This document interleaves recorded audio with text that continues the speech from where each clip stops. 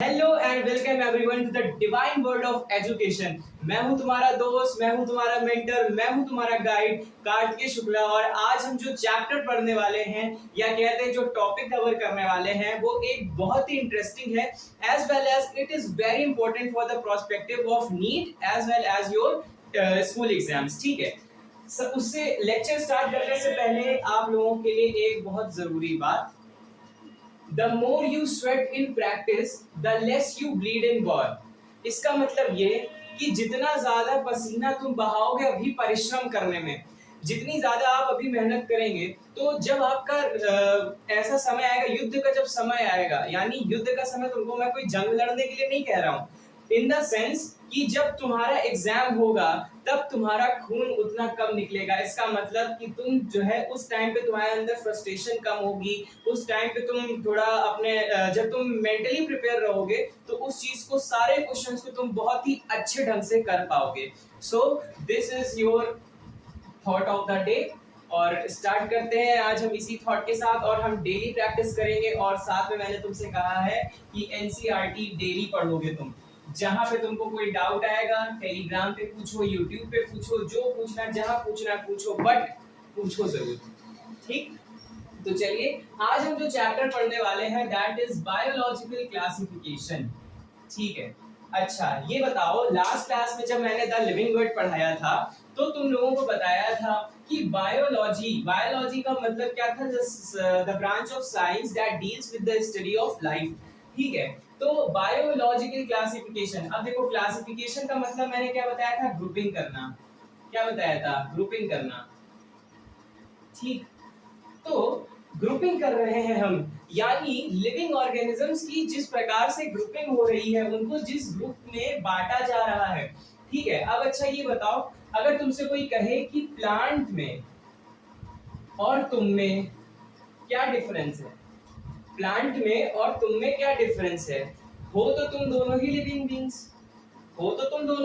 Beings, लेकिन तुम लोगों में डिफरेंस क्या है। ठीक, तो तुम सीधे सीधे कहोगे प्लांट जो है हरा होता है, यानी ग्रीन होता है। ठीक, और तुम किस कलर के हो, तुम्हारी स्किन है, स्किन का तुम्हारा कलर है। ठीक है, दूसरा सवाल तुमसे कहे और बताओ, ये तो तुमने बता दिया, चलो ठीक है, तो तुमने मॉर्फोलॉजिकल कैरेक्टर बता दिए। ठीक, प्लांट्स अपना खाना, तुम चलो अगर तुम थोड़े साइंटिफिक हो तो तुम ये बोल दोगे कि प्लांट्स अपना खाना खुद बनाते हैं। ठीक, तो एक बात बताओ, अगर तुम हॉस्टल में रहोगे तो तुम भी तो अपना खाना खुद ही बनाओगे।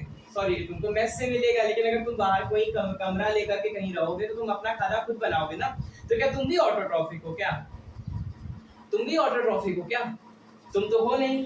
ठीक, तो आज हम ये भी समझेंगे कि ऑटोट्रॉफ्स और हेटेरोट्रॉफ्स क्या होते हैं। हम लोग बेसिकली क्या है, हेटेरोट्रॉफ्स हैं। क्या है, हेटेरोट्रॉफ्स हैं। हम लोग अपना खाना खुद नहीं बनाते हैं, सो वी आर हेटेरोट्रॉफ्स। अब आगे बात करते हैं, तो ये हमने बता दी, फॉर एग्जांपल प्लांट और तुम में ये डिफरेंस है। ठीक है, ह्यूमंस में ये डिफरेंस है।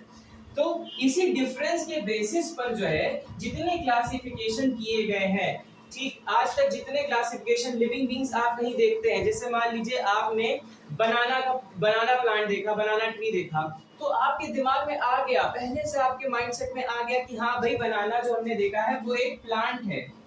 ठीक है, बनाना क्या है, वो एक प्लांट है। अब ये बताओ, तुम बनाना खाते हो, ठीक, बनाना क्या है, फ्रूट है।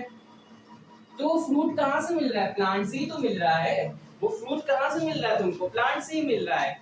जैसे मैंने लास्ट लेक्चर में कहा था कि आम के पेड़, जैसे तुमने आम खाया, गर्मियों का सीजन था, तुमने आम खाया, तो आम के पेड़ को भी तुम आम का ही पेड़ कह रहे हो, उसको अमरूद नाम तो दे नहीं दे रहे हो। आम के फल से लेकर के आम की पेड़, लकड़ी, डाली, जितनी भी चीजें होंगी वो सब आम की ही कहलाएंगी। ठीक, ऐसा नहीं है कि हमने आम का फल खाया है तो हम उसको अमरूद की पेड़ बोल देंगे, अमरूद का पेड़ या अमरूद की डाली बोल देंगे। ठीक, उसी हिसाब से ये क्लासिफिकेशन किया गया। क्लासिफिकेशन यानी ग्रुपिंग ऑफ लिविंग ऑर्गेनिज्म की। ठीक है, ग्रुपिंग ऑफ लिविंग ऑर्गेनिज्म। अब देखो, हुआ क्या कि पहले के जमाने में लोग जो है क्लासिफिकेशन, जब इलिटरेट थे लोग, ठीक, तो इतनी जब समझ नहीं थी तो वो अपनी जरूरत के हिसाब से काम करते थे। ठीक, जैसे अब हम लोगों से पहले जितने भी पूर्वज रहे होंगे हमारे, वो लोग अपनी जरूरत के हिसाब से जो है काम करते थे। अब जैसे देखो एक चीज तुमको और बताएं, जब आप फर्दर क्लासेस में जाएंगे, आगे जाएंगे, तो आप लोग दो टर्म्स पढ़ेंगे प्लांट की कैटेगरी में। मैं बता रहा हूं, मेडिसिनल प्लांट्स और पढ़ेंगे एरोमेटिक प्लांट्स। ठीक है, अब देखो, अब ये देखो प्लांट को भी इन्होंने क्लासिफाई कर रखा है। ठीक है, मतलब मेडिसिनल प्लांट्स वो प्लांट्स होंगे जो मेडिसिन फॉर्म में यूज हो सकते हैं। याद करो जरा, थोड़ा तुम भी दिमाग लगाने की कोशिश करो, मेडिसिनल प्लांट में कौन कौन से प्लांट्स आएंगे। तो सबसे पहले तुमको बिना डरे या बिना किसी हिचकिचाहट के तुमको सबसे पहला जवाब देना है तुलसी। क्या देना है? तुलसी। तुलसी एक मेडिसिनल प्लांट है। ठीक, फिर दूसरा एग्जांपल तुम्हारे दिमाग में अगर नीम आ रहा है, so for good, this is also a medicinal plant. लेकिन वही अगर हम एरोमेटिक प्लांट्स की बात करें, एरोमेटिक प्लांट्स कौन से होते हैं? एरोमा, ये देखो एरोमा, एरोमेटिक में एरोमा वर्ड छुपा है। एरोमा मतलब होती है सुगंध। क्या होती है? सुगंध। ठीक, जब हम एरोमेटिक प्लांट्स की बात करते हैं तो ऐसे प्लांट जिसमें से एक एरोमा आती है। ठीक, जब हम उनको स्मेल करते हैं तो मन हम लोगों का बिल्कुल पावन पवित्र हो जाता है। फॉर एग्जाम्पल, या सबसे बेस्ट एग्जाम्पल रोज है। ठीक है, रोज की आप स्मेल लेते हैं तो रोज इज एन एरोमेटिक प्लांट। ठीक, रोज कैसा प्लांट है? एरोमेटिक प्लांट है। तो ये हमने फर्दर क्या करा, प्लांट्स को भी दो पार्ट्स में क्लासिफाई कर रहे हैं, that is number 1 medicinal plants और नंबर 2 एरोमेटिक प्लांट्स। तो ये हम क्यों कर रहे हैं? क्योंकि हमने उसमें देखा कि भाई जो सुगंधित पौधे हैं तो वो वैसा कैरेक्टर भी दिखा रहे हैं ना, इसलिए हम उनको एरोमेटिक प्लांट में रख रहे हैं। और जो ऐसे पौधे हैं जो मेडिसिनल यूजेस में आ रहे हैं, जिनका हम मेडिसिनल यूज कर रहे हैं, वो किस में आ जा रहे हैं? मेडिसिनल प्लांट्स में आ रहे हैं। तो कहने का मतलब ये आपके कोर्स में नहीं है, लेकिन आपको इसलिए बताया कि आप क्लासिफिकेशन को अच्छे ढंग से समझ पाए। अब देखो, तो हमने बात की कि पहले के जमाने में लोग क्या करते थे? क्लासिफिकेशन अपने जरूरत के हिसाब से करते थे। आदमी स्वार्थी है, ये चीज ध्यान रखना। जहां पे उसको अपना स्वार्थ दिखेगा वहीं पे वो चीज इस्तेमाल करेगा। अब जैसे मैंने क्या बोला, पहले के जमाने में अपने स्वार्थ के हिसाब से क्लासिफिकेशन किया जाता था ना, तो तुम्हारे पास उसकी कहीं अभी कोई मिलेंगे नोट्स तुमको। ठीक, एनसीईआरटी में भी केवल बस एक लाइन ये लिख करके तुमको टाल दिया गया है कि पहले के जमाने में लोग अपने यूजेस के हिसाब से क्लासिफिकेशन किया करते थे। बट जमाना बदला, महाशय आए एरिस्टोटल। ठीक है, एरिस्टोटल आए। एरिस्टोटल को हम क्या कहते हैं? एरिस्टोटल को हम क्या कहते हैं? भाई जो तुम सब्जेक्ट पढ़ रहे हो, फादर ऑफ बायोलॉजी कौन है? एरिस्टोटल ही तो है। फादर ऑफ बायोलॉजी कौन है? एरिस्टोटल है। और हम इनको फादर ऑफ जूलॉजी भी कहते हैं। फादर ऑफ जूलॉजी भी हम एरिस्टोटल को कहते हैं। एक सबसे जरूरी सवाल ये बताओ, फादर ऑफ बॉटनी किसको कहते हैं? फादर ऑफ बॉटनी हम कहते हैं बेटा थियोफ्रास्टस को। किसको कहते हैं? थियोफ्रास्टस। जो सब्जेक्ट आप पढ़ रहे हैं उसके बारे में जानिए कि क्या होता है, कौन थे, क्यों। अच्छा, सबको पता होगा कंप्यूटर के फादर, बताने की जरूरत नहीं, चार्ल्स बेबेज। तो जब अगर वो पढ़ सकते हो तो तुम अब जो तुमने जो सब्जेक्ट चूज किया है, जो तुमने ऑप्ट किया है, उसके बारे में भी जानो। ठीक, so who is the father of botany? Theophrastus. And who is the father of biology? Aristotle. And father of zoology is also Aristotle. तो हम एरिस्टोटल की बात कर रहे थे। Aristotle was the first person who had given the first scientific classification. ठीक, Aristotle ने सबसे पहला साइंटिफिक क्लासिफिकेशन दिया था। साइंटिफिक क्लासिफिकेशन, ठीक है, साइंटिफिक क्लासिफिकेशन सबसे पहले किसने दिया था? एरिस्टोटल ने दिया था। इन्होंने क्या किया? इन्होंने मॉर्फोलॉजिकल कैरेक्टर के बेसिस पर, मॉर्फोलॉजिकल कैरेक्टर्स कौन कौन से होंगे, मतलब जो हम एक्सटर्नल कैरेक्टर्स जो हम नेकेड आई से देख सकते हैं, ठीक है, मॉर्फोलॉजिकल कैरेक्टर्स, इन्होंने ये बनाया सिस्टम। बट इन्होंने क्या किया, इन्होंने केवल दो ही किंगडम्स बनाए, ठीक। तो इन्होंने क्या बनाया, सबसे पहले तो प्लांट बनाया, फिर कैटेगरी सेटअप की एनिमेलिया की। आज का जो हम 5 किंगडम क्लासिफिकेशन पढ़ते हैं तो उसमें हम यही पढ़ते हैं कि प्लांटे किंगडम होता है और एनिमेलिया किंगडम होता है, और भी तीन जो बाकी के मोनेरा, प्रोटिस्टा, फंजाई। बट उस टाइम पे जो है वो केवल ये था 2 किंगडम क्लासिफिकेशन। ये कैसा किंगडम क्लासिफिकेशन था, ये था 2 किंगडम क्लासिफिकेशन, ठीक। तो इसमें क्या आ रहा, प्लांट को एक कैटेगरी में रखा और एनिमल को एक कैटेगरी में रखा। इन्होंने क्या करे, मॉर्फोलॉजिकल कैरेक्टर किस बेसिस पे देखे वो बता दें तुमको। जैसे प्लांटी में इन्होंने क्या देखा कि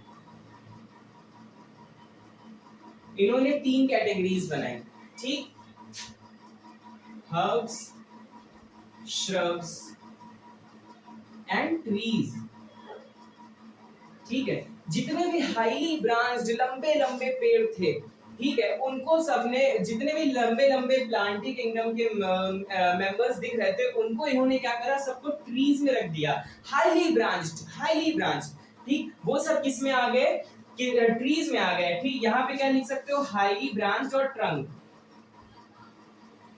हाईली ब्रांच्ड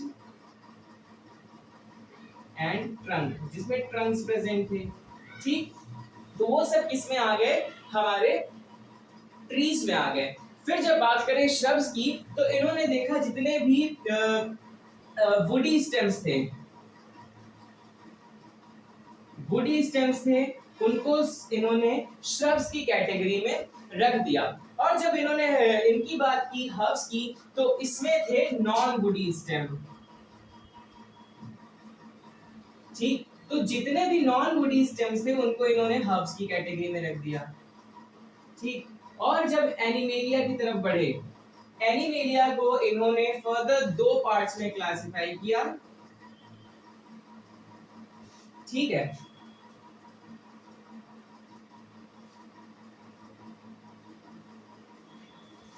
ई, जहां पे मैंने ई लगाया इसका मतलब होगा प्रेजेंट, ठीक है। जहां पे ए लगाया इसका मतलब होगा एब्सेंट। आगे भी कुछ टर्म्स ऐसे आएंगे, प्रोकैरियोटिक, यूकैरियोटिक, जहां जहां पे ई या यू लग गया, ई यू, वहां का मतलब होता है, अभी बताते चलो, अच्छा यू का मतलब अभी बाद में बताते हैं, पहले ई का देख लो। ई का मतलब होगा कि वो कैसा होगा, प्रेजेंट होगा, ठीक है। तो इन्होंने एनिमेलिया को इनेमिया कहा और एनेमिया कहा, ठीक। इसका मतलब ये होगा कि ऐसे एनिमल्स जिनमें रेड ब्लड सेल्स होंगी, रेड ब्लड सेल्स जिसमें होंगी, आरबीसी, आरसीबी नहीं बोला मैंने, आरबीसी बोला है, ठीक है।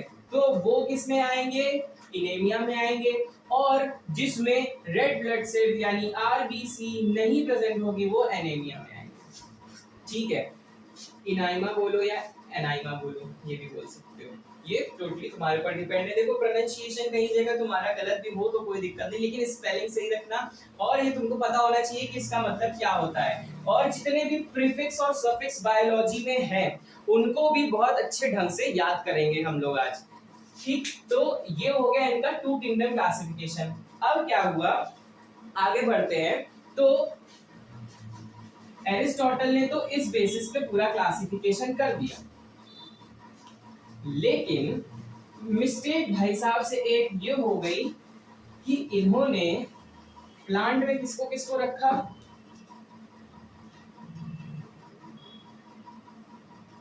और क्या कहते हैं, ये तो चलो तुम्हारा हो गया फादर ऑफ एरिस्टोटल ने जो क्लासिफिकेशन दिया था। फिर लीनियस है, लीनियस को हम क्या कहते हैं, फादर ऑफ क्लासिफिकेशन, क्या कहते हैं, father of classification, father of classification.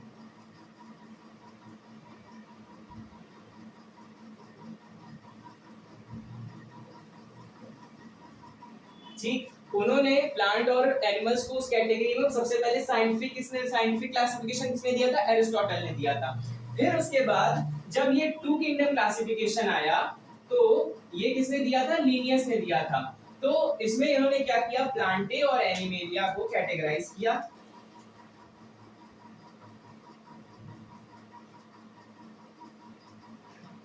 ठीक, और इन्होंने एक मिस्टेक ये कर दी कि इन्होंने जैसे प्लांटी में ही बैक्टीरिया को भी रखा, ठीक, ब्लू ग्रीन एल्गी को भी रख दिया, और किसको रखा? जितने तो तुम्हारे जिम्नोस्पर्म्स हैं, एंजियोस्पर्म्स हैं, ठीक है, और तुम्हारे एल्गी,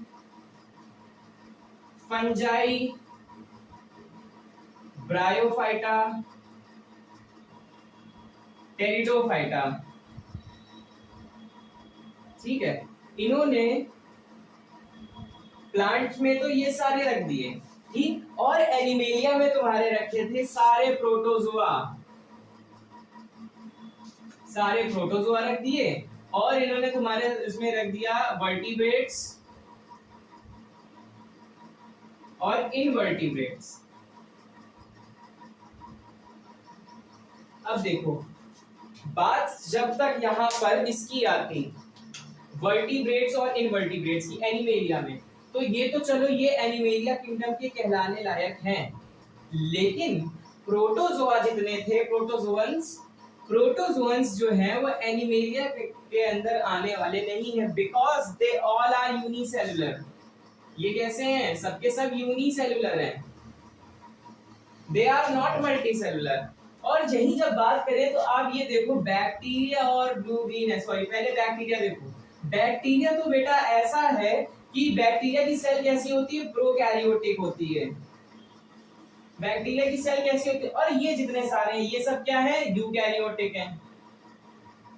तो टू किंगडम क्लासिफिकेशन के ऊपर सबसे बड़ा क्वेश्चन मार्क, यानी कार्डिनस लीनियस के ऊपर सबसे बड़ा क्वेश्चन मार्क ये लग गया कि हाउ आपने बैक्टीरिया यानी प्रोकैरियोट और यूकैरियोट एक में कैसे रख दिए, और यूनिसेलुलर और मल्टीसेलुलर आपने एक में कैसे रख दिए। ठीक है, जब बात करें बैक्टीरिया की तो देखो बैक्टीरिया की जैसे जो है वो सेल वॉल भी सेलुलोज की नहीं बनी होती है, इनकी तो चलो फंजाई की भी नहीं, फंजाई की जो सेल वॉल है वो काइटिन की बनी होती है, ठीक है, लेकिन जितने भी बाकी प्लांट किंगडम के मेंबर्स हैं उनकी सबकी सेल वॉल जो होती है वो सेलुलोज की बनी होती है। तो यहीं पे डिफरेंस आ गया, यहाँ पे भी डिफरेंस आ गया। और प्रोकैरियोट है, बैक्टीरिया प्रोकैरियोट है, बाकी सब यूकैरियोट है। आपने कैसे प्लेस कर दिया क्लासिफिकेशन में। इसके बाद जब इसका मॉडिफिकेशन हुआ तब आया तुम्हारा 3 किंगडम क्लासिफिकेशन, फिर 4 किंगडम क्लासिफिकेशन।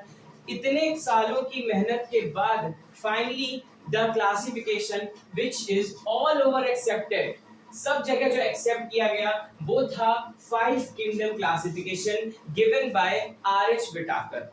ठीक, ये आप देख लीजिए, स्क्रीनशॉट लेना स्क्रीनशॉट ले लो, फिर हम आगे बढ़ रहे हैं आरएच विटाकर की तरफ।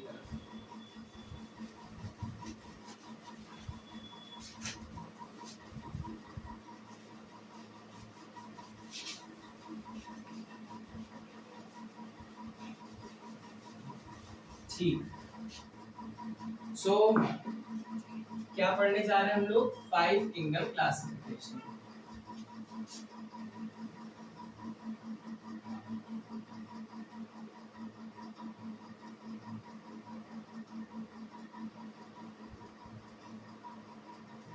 गिवन बाय आरएच विटाकर, ठीक है, किसने दिया था?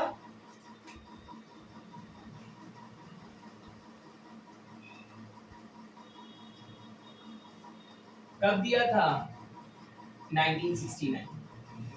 ठीक, सो आरएच विटाकर ने जो है, आरएच विटाकर एक बहुत ही जाने माने साइंटिस्ट हैं या बायोलॉजिस्ट कह लो।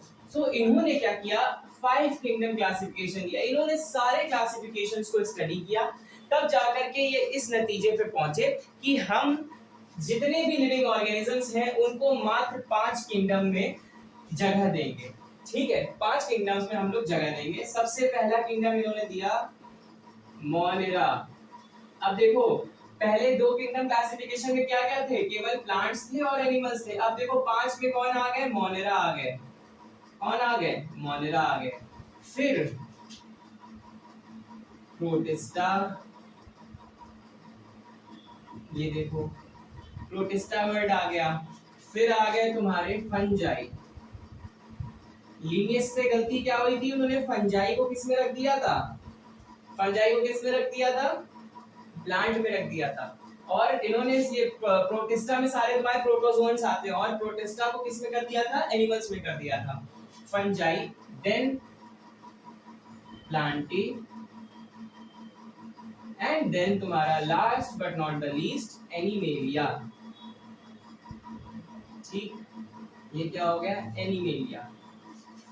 ठीक है, अब देखो हुआ क्या, आरएच विटाकर में जितने भी तुम्हारे बैक्टीरिया थे, आंख बंद करके सारे बैक्टीरिया को मोनेरा में रख दिया।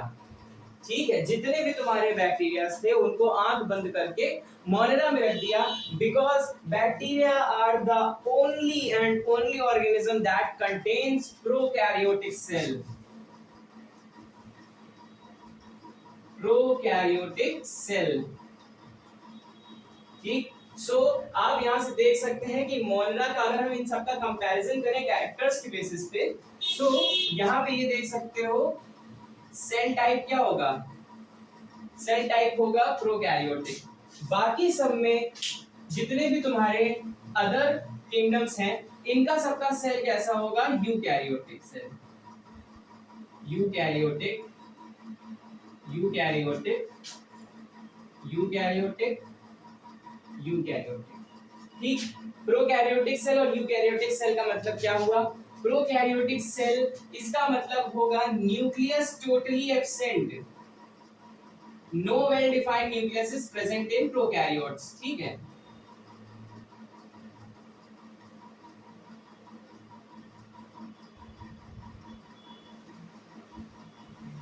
न्यूक्लियस जो होगा वो नो वेल डिफाइंड न्यूक्लियस होगा। ठीक है, या तो कहीं कंडीशन में आप कहीं किसी किसी किताबों में ये भी देखने को मिल सकता है कि nucleus is totally absent in prokaryotes, तो कोई हैरान करने वाली बात नहीं, कोई कंफ्यूज होने वाली बात नहीं है। बट जब हम यूकैरियोटिक की बात करते हैं, हमने क्या बताया, यू शब्द कहीं भी आए तो इसका मतलब होता है ट्रू। प्रीफिक्स और सफिक्स याद करना बायो के साथ में। ठीक, सो यू का मतलब होता है ट्रू, इसका मतलब यहाँ पर एक वेल डिफाइंड न्यूक्लियस होगा। क्या होगा, वेल डिफाइंड न्यूक्लियस होगा, वेल डिफाइंड न्यूक्लियस होगा। सो ये हमारा पहला कैरेक्टर हो गया कि सेल टाइप कैसा होगा, प्रोकैरियोट, और बाकी सब में कैसे होंगे, यूकैरियोट। फिर आते हैं सेल वॉल पे।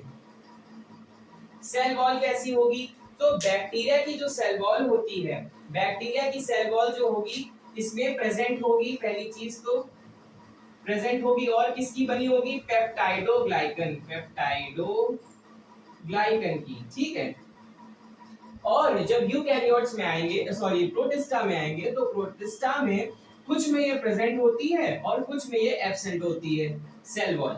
सो ये कैरेक्टर एक ध्यान रखना, प्रोटिस्टा में कुछ में प्रेजेंट होगी, कुछ में एब्सेंट होगी। फंजाई में जब आते हैं तो फंजाई में जो सेल वॉल होगी वो तो पहली चीज तो प्रेजेंट होगी, और किसकी बनी होगी, नॉन सेलुलोज की नहीं बनी होगी, काइटिन की बनी होगी। किसकी बनी होगी, काइटिन की। किंगडम प्लांट में सेल वॉल जो होगी वो प्रेजेंट होगी। Animalia is the only living organism जिसमें cell wall totally absent. Highlight this point. भाई प्लांट सेल और एनिमल सेल का हम डिफरेंशिएशन, बिगेस्ट डिफरेंस ही यही बताते हैं, the presence of cell wall and absence of cell wall. ठीक, तो प्लांट सेल में सेल वॉल प्रेजेंट होती है और एनिमल सेल में सेल वॉल एब्सेंट हो जाएगी। ठीक, फिर बात करते हैं न्यूक्लियर मेम्ब्रेन की। तो न्यूक्लियर मेम्ब्रेन,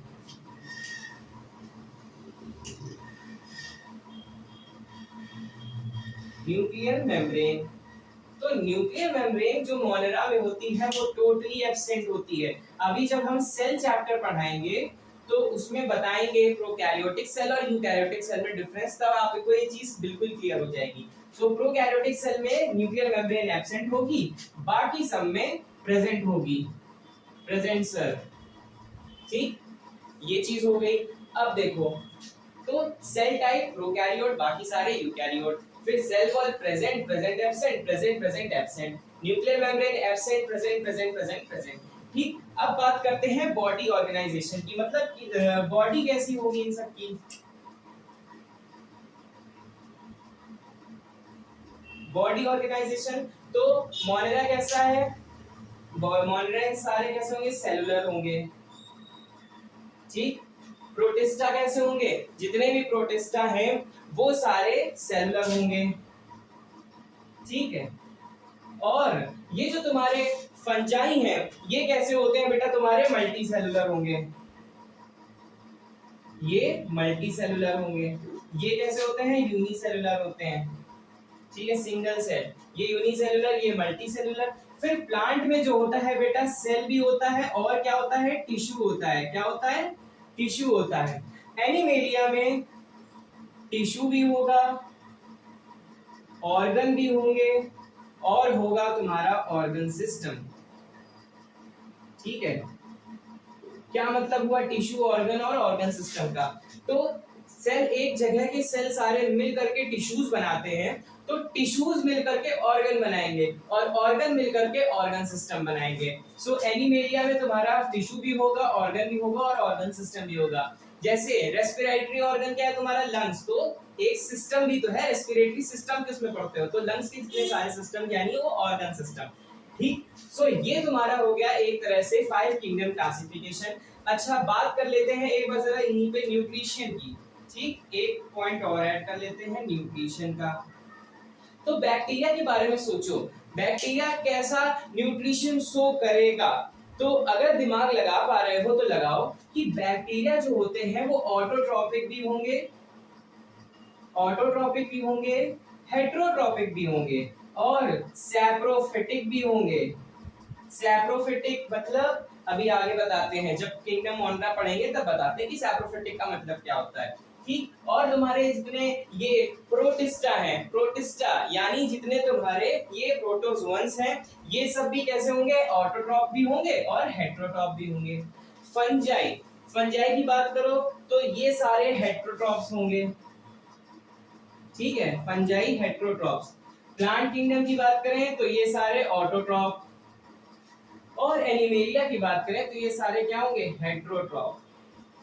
ओके, हेट्रोट्रॉप, एक वर्ड और यूज होता है एनिमेलिया के लिए, होलोजोइक। ठीक, एक वर्ड यूज और होता है होलोजोइक का। सो जरा अब ये बात करते हैं कि होलोजोइक किसे कहते हैं।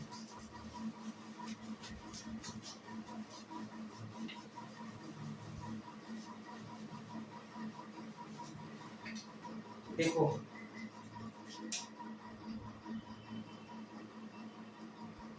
होलोजोइक बेटा वो होते हैं जो खाने को निगलते हैं, यानी इंजेशन करते हैं। ठीक है, इंजेशन करते हैं, खाना आप मुंह से खा रहे हैं, वो सारे क्या होंगे, होलोजोइक होंगे। वो सारे क्या होंगे, वो होलोजोइक होंगे। खाना तो मुंह से खाने के लिए केवल एनिमेलिया ही है ऐसा जो खाने को मुंह से खाते हैं। ठीक, so we all are holozoic, हम सब कैसे हैं, होलोजोइक हैं। ठीक, अच्छा एक चीज और तुमको यहीं पे क्लियर कर दें कि सैप्रोफाइट्स कौन से होते हैं, सैप्रोफाइट या सैप्रोफिटिक, ऑल आर डीकंपोजर्स। ये कैसे होते हैं, डीकंपोजर्स होते हैं, यानी dead and decay.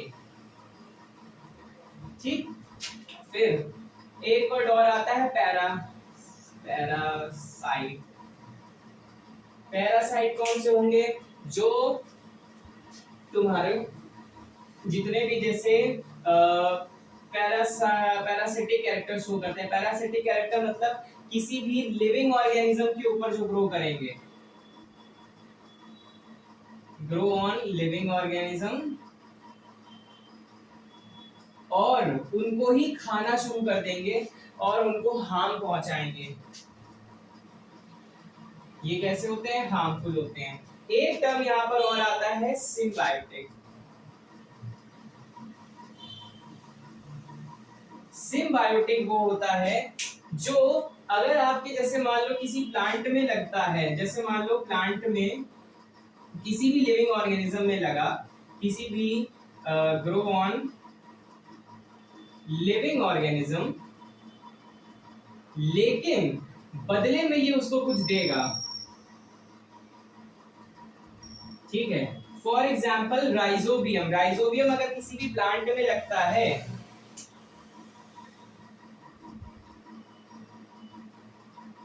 Rhizobium is a fungi, rhizobium अगर किसी प्लांट में लगता है तो वो क्या करता है, वो उस फंजाई को नाइट्रोजन का सप्लाई देता है, नाइट्रोजन सप्लाई करता है वो उस प्लांट के, ठीक है। सो ये क्या हो जाता है, सिम्बायोटिक हो जाता है। सो ये हमारे थोड़े से मोड ऑफ न्यूट्रिशंस हो गए। अब बात करते हैं जरा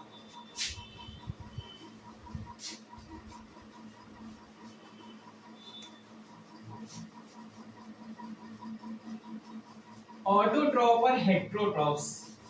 बहुत सुना है तुम लोगों ने कि ये ऑटोट्रॉप्स क्या होते हैं और ये हेट्रोट्रॉप्स क्या होते हैं, ठीक है।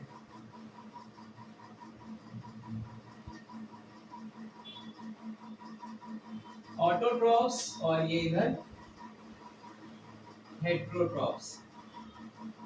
क्या होते हैं ये ऑटोट्रॉप्स और क्या होते हैं ये हेट्रोट्रॉप्स, ठीक। ऑटोट्रॉफिक्स वो होंगे जिनका सोर्स कैसा होगा, source of carbon is inorganic, ठीक है। फर्स्ट पॉइंट ये लिखो कि सोर्स ऑफ कार्बन यानी कार्बन का जो स्रोत है, सोर्स ऑफ कार्बन वो कैसा होगा, इनऑर्गेनिक फॉर्म में होगा, वो कैसा होगा, इनऑर्गेनिक होगा। लेकिन जो हेट्रोट्रॉप्स होते हैं उनका सोर्स ऑफ कार्बन कैसा होगा, ऑर्गेनिक होगा, ठीक। Source of carbon is organic. देखो सोर्स ऑफ कार्बन इनऑर्गेनिक होने का मतलब होगा कि ये किस फॉर्म में अपना भोजन बनाएंगे, CO2 के फॉर्म में अपना भोजन बनाएंगे। ये किस फॉर्म में अपना भोजन बनाएंगे, CO2 के फॉर्म में। और ये किस फॉर्म में बनाएंगे, स्टार्च से। अब देखो यहाँ पे क्या हुआ, कार्बन से इनका ग्लूकोज बना, इनका स्टार्च से ग्लूकोज बना, ठीक। ये होते हैं ऑटोट्रॉप्स और ये होते हैं हेट्रोट्रॉप्स। हम लोग हेट्रोट्रॉप्स हैं, क्यों, क्योंकि हम लोगों को स्टार्च कहाँ से मिल रहा है, प्लांट से मिल रहा है। हम लोग राइस खा रहे हैं, राइस में स्टार्च है तो वो कहाँ से मिल रहा है, प्लांट से मिल रहा है। यानी कि CO2 का यूज करके, CO2 का यूज करके प्लांट जो है वो ग्लूकोज बना रहे हैं और स्टार्च भी बनता है, ठीक है। और वो स्टार्च हम ह्यूमन यूज कर रहे हैं और हम उस स्टार्च से ग्लूकोज बना रहे हैं। So indirectly we are depend on, indirectly क्या directly we are depends on plants. So आप लोगों ने जो बचपन से लाइन सुनते आ रहे हो, ऑटोट्रॉप्स वो होते हैं जो अपना खाना खुद बनाते हैं और हेट्रोट्रॉप्स वो होते हैं जो अपने खाने के लिए किसी दूसरे पर डिपेंड करते हैं। सो वो ऐसे डिपेंड करते हैं, ठीक है। ये चीज ध्यान रखना। ऑटोट्रॉप यानी कार्बन लिया प्लांट्स ने और कार्बन किस फॉर्म में है, इनऑर्गेनिक फॉर्म, यानी कि वो CO2 फॉर्म में है। CO2 से उसने क्या किया, फोटोसिंथेसिस का यूज करके क्या बना लिया, ग्लूकोज बना लिया, अपना खाना उसने बना लिया और हम लोगों को स्टार्च दे दिया। हम लोगों ने क्या करा, स्टार्च से अपना खाना बना लिया, ठीक। सो अब आते हैं हम लोग आगे की कहानी पर। आगे क्या हुआ कि जब फर्दर और साइंटिस्ट आए, अब जैसे तुम भी पढ़ रहे हो, कल को हो सकता है कि तुम अच्छे से तुम साइंटिस्ट बन जाओ पढ़ लिख करके, तो तुम क्या करोगे, तुम भी अब जितने भी पुराने साइंटिफिक थ्योरीज हैं उनको फिर से पढ़ोगे और उनको खंगालना शुरू करोगे कि और देखोगे कि हम इसमें क्या ऐसी चीज है कि हम कुछ भी ऐड कर दें, ठीक है। PhD इंसान कैसे करता है, क्योंकि वो रिसर्च करता है, रिसर्च पेपर बनता है पूरा PhD में, ठीक। तो हो सकता है जब तुम पढ़ लिख गए तो तुमने बहुत अच्छी रिसर्च कर ली और तुमने जो है हम चलो एक फॉर एग्जांपल तुमने बिग बैंग थ्योरी को ही झूठा साबित करा दिया फॉर एग्जांपल। ठीक उसी तरह से एक साइंटिस्ट थे जिनका नाम था कार्ल बोर्स। इन्होंने क्या किया, 5 किंगडम क्लासिफिकेशन को गलत बताया और इन्होंने गलत क्या बताया, उन्होंने किंगडम, सबसे पहले उन्होंने किंगडम मोनरा पे ही रिसर्च की, ठीक है। किंगडम मोनरा पे रिसर्च की, रिसर्च करने के बाद इन्होंने किंगडम मोनरा को स्प्लिट कर दिया, किंगडम मोनेरा को इन्होंने स्प्लिट कर दिया, यानी दो भागों में कर दिया। अब हम लोग जो पढ़ते हैं जी, वो आते हैं दो भाग, यानी यू बैक्टीरिया और आर्की बैक्टीरिया। ठीक है, यू बैक्टीरिया और आर्की बैक्टीरिया। और इन्होंने एक काम और किया, इन्होंने डोमेन बना दिया। इन्होंने क्या किया, डोमेन बना दिया, और डोमेन को क्या करा, किंगडम से ऊपर रख दिया। ठीक, किंगडम से ऊपर रख दिया। याद करो प्रीवियस लेक्चर में हमने तुमको जब क्लासिफिकेशन बताया था तो हमने क्या बताया था, असेंडिंग ऑर्डर से याद करो। चलो डिसेंडिंग ऑर्डर से याद कर लेते हैं। किंगडम आएंगे सबसे पहले, ठीक है, किंगडम आ गए, फिर तुम्हारे आएंगे class, order, family, genus, species. इन्होंने क्या किया, किंगडम से भी ऊपर एक और नया क्लासिफिकेशन लॉन्च किया, जिसको नाम दिया इन्होंने डोमेन। इसको क्या नाम दिया, डोमेन। अब क्या हुआ, इन्होंने डोमेन कंसीडर कर दिया। फिर इनसे ये पूछा गया कि चलिए ठीक है, आप डोमेन बना रहे हैं, तो आपने कितने डोमेन बनाए, तो इन्होंने बनाए 3 डोमेन। इन्होंने कितने डोमेन बना लिए, 3 डोमेन बना लिए, जिसमें से प्रोकैरियोट में तुम्हारे ये थे यू बैक्टीरिया और आर्की बैक्टीरिया। इन्होंने सबसे पहले क्या किया, यू बैक्टीरिया को बोल दिया डोमेन बैक्टीरिया। क्या बोल दिया, डोमेन बैक्टीरिया बोल दिया। फिर आर्की बैक्टीरिया को इन्होंने बोल दिया आर्की। और जितने भी तुम्हारे ये क्लासिफिकेशन थे मोनेरा के बाद वाले, जितने भी थे, प्रोटिस्टा, फंजाई, प्लांट और एनिमेलिया, इन सबको इन्होंने कंसीडर किया यूकैरिया में। ठीक, इन्होंने कहा कि जितने यूकैरियोट्स हैं उनको सबको एक कैटेगरी में करो, तो इन्होंने डोमेन बना दिया यूकैरिया। फिर इसमें kingdom plant, plant, animalia, protista, fungi आ गया। और इधर के ये जितने डोमेन्स थे बैक्टीरिया में, सारे बैक्टीरिया में किसको कवर किया, किंगडम यू बैक्टीरिया। और आर्की में करा आर्की बैक्टीरिया को। ठीक है, तो और ये किस बेसिस पे किया था इन्होंने, ये किया था सेल वॉल के बेसिस पर, on the basis of cell wall, on the basis of cell wall. ठीक, सो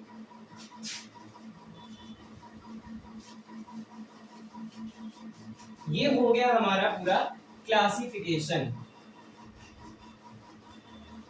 अब हम क्या करेंगे, नेक्स्ट लेक्चर में वी विल कंसीडर और we will go through our further topics, kingdom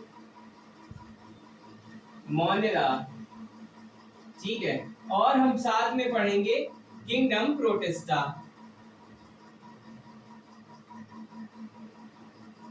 ये दोनों टॉपिक्स हम नेक्स्ट लेक्चर में कवर करने वाले हैं।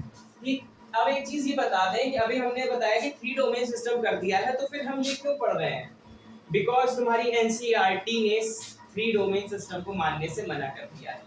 उसने कहा कि चलो ठीक है, आप बता रहे हैं, हम ये चीज कर लेते हैं। इन्होंने किंगडम मोनेरा को ही फर्दर डिवाइड कर दिया एनसीईआरटी में। एनसीईआरटी में मेंशन है, इन्होंने क्या किया, आर्की बैक्टीरिया रखा, ठीक है, और क्या रखा, यू बैक्टीरिया रखा। आपकी अलग हेडिंग में ये चीज मिलेगी आपको।